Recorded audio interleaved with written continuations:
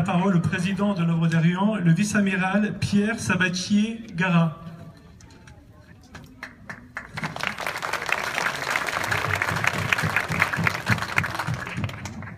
Merci, monsieur le maire. Merci d'avoir organisé cette réunion. Et on peut se demander d'ailleurs ce qu'il reste à dire après tous ces témoignages, et en particulier après le dernier témoignage, avec la vigueur avec laquelle il vous a été délivré. Et je crois que, bien sûr, nous sommes témoins d'atrocités, nous sommes témoins de choses qui sont absolument inadmissibles. L'Œuvre d'Orient, depuis bientôt 160 ans, est aux côtés des chrétiens d'Orient. Et nous avons appris, malheureusement, avec l'histoire, que cette longue histoire des chrétiens d'Orient est une suite de tragédies.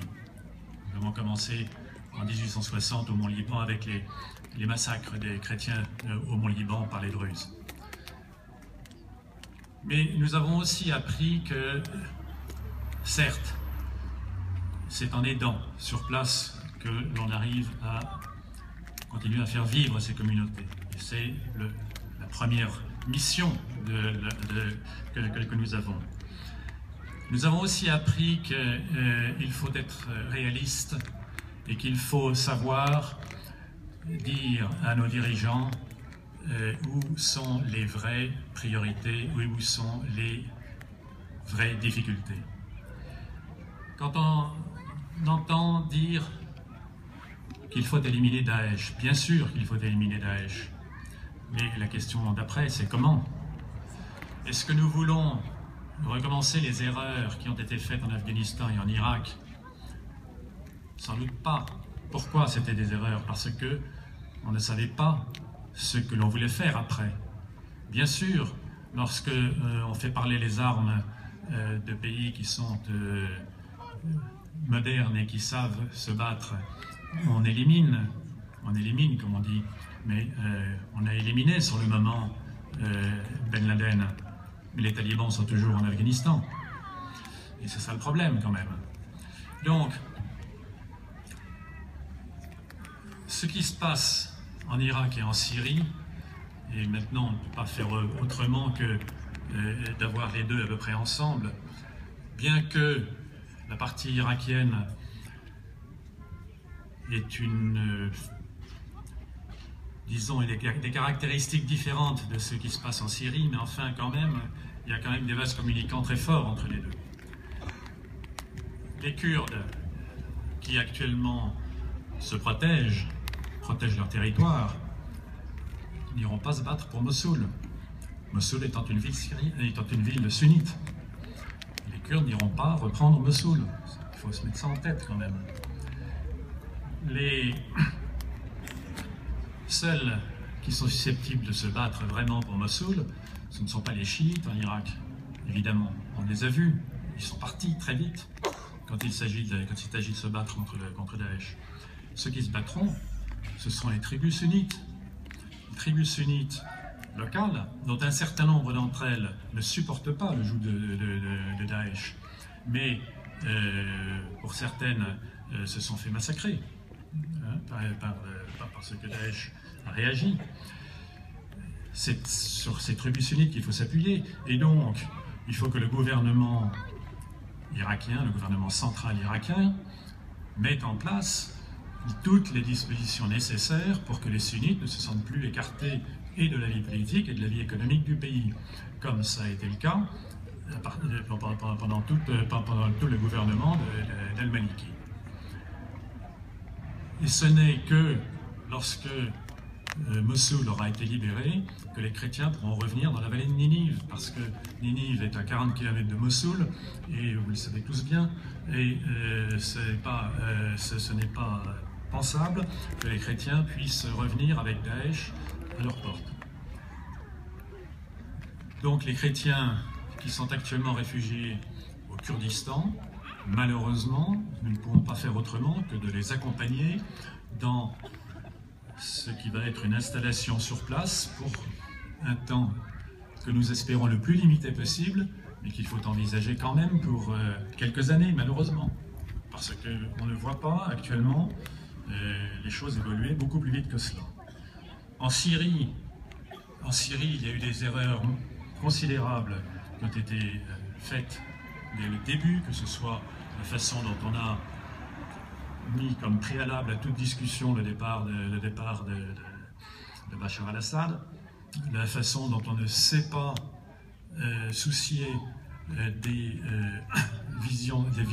visées stratégiques des Russes. On les a vilipendés à l'ONU parce qu'ils soutenaient le régime.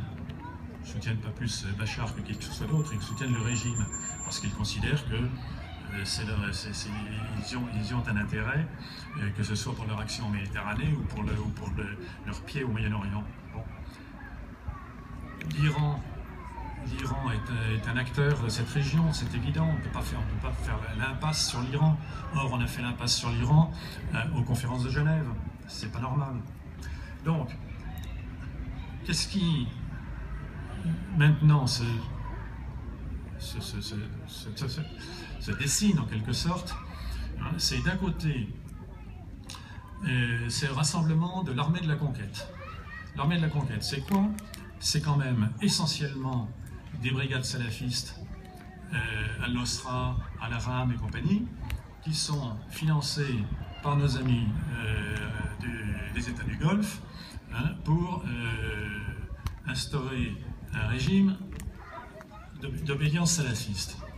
C'est pas forcément ce que nous cherchons. À côté, Daesh, dont on a suffisamment parlé aujourd'hui, et donc quand on dit qu'il faut se débarrasser de Daesh, il faudra aussi se débarrasser d'Al-Nosra et des autres brigades salafistes qu'on a laissé s'implanter, se développer, etc. Nous avons parmi les voisins, évidemment, on en a parlé tout à l'heure, en particulier Patrick Karam en a parlé, la Turquie. La Turquie qui joue un triple jeu inadmissible, proprement inadmissible, qui soutient Daesh parce qu'ils y trouvent un intérêt financier, qui est en fait un État islamiste et qui ensuite fait semblant de se battre contre Daesh en ouvrant les bases aériennes aux Américains, mais qui, de fait, bombardent les Kurdes, qui sont eux-mêmes, les Kurdes, les seuls, pour l'instant en tout cas, à se battre véritablement contre Daesh.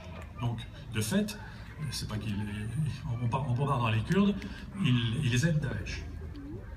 Là, il faudrait quand même savoir ce que l'on veut. Et les initiatives que l'on voit se dessiner actuellement, avec une action de plus en plus musclée des Russes, et une action également de l'Iran, qui veulent absolument préserver la partie qu'ils considèrent comme utile de la Syrie, est certainement à prendre en considération et à regarder de près. Que reste-t-il à faire, enfin, que pouvons-nous faire, nous? Bien sûr, une aide directe aux chrétiens sur place. Sur place, nous sommes, grâce à une générosité qui ne se dément pas de la part des donateurs français, nous agissons en aidant les populations sur place à non seulement survivre, mais surtout à relancer une activité économique. Quand on déplace complètement, comme ça a été le cas, une ville de 150 000 habitants, enfin une ville et une région de 150 000 habitants, bien évidemment, se sont déplacés tous les métiers. Donc toute une activité potentielle qu'il faut relancer avec du microcrédit, avec des logements pour l'instant encore sans doute préfabriqués, mais que petit à petit on arrivera à faire en dur. Mais surtout, ce qu'il faut, c'est relancer la machine économique et redonner un minimum d'espoir à ces chrétiens qui sont pas si loin de chez eux, mais malheureusement qui ne peuvent pas y revenir. Ensuite, une aide aux pays d'accueil. Les pays d'accueil des réfugiés actuellement, comme l'ont dit plusieurs orateurs, sont submergés par ces réfugiés, qui sont d'ailleurs des réfugiés qui, pour la plupart, en tout cas pour les Syriens, fuient la guerre, tout simplement. Hein, qu'ils soient musulmans ou chrétiens, ils fuient la guerre. Et puis nous avons eu ce témoignage sur l'Égypte. Il faut que nous arrêtions de diaboliser le maréchal Al-Sisi, qui est le seul chef d'État arabe qui est pris en compte, et qui le fait qu'il faut que l'islam fasse son aggiornamento, fasse son évolution vis-à-vis de la modernité. Et là, il y a une action à mener en ce qui concerne les droits de l'homme. Les droits de l'homme, ça veut dire quoi? Ça veut dire que la charte de l'ONU des droits de l'homme, qui est considérée comme la base normalement de toute constitution de pays civilisés, doit être effectivement adoptée par tout le monde, et non pas la charte islamique des droits de l'homme. Ce n'est pas la même chose. Merci.